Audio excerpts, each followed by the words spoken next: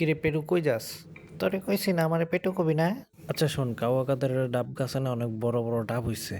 আজকে রাতে দুইজনে মিললা সবগুলা ডাব পারমু, চল আজকে যাই। যামো এক শর্তে, যদি ধরা খাই তাহলে তুই আমার রাইখা পালাবি না, তাহলে যামো। আচ্ছা আচ্ছা ঠিক আছে, তোর রাইখা আমি পালামো না, কিন্তু ডাব গাছে কিন্তু তোর উঠতে হইব, ঠিক আছে? আচ্ছা ঠিক আছে, চল তাহলে যাই।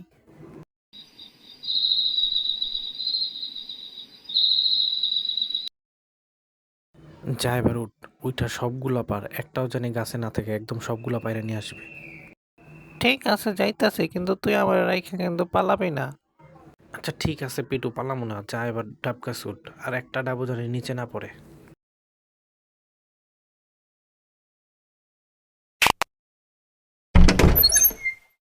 ওরে বাবারে, কাউয়া কাদের আয়া পড়ছে।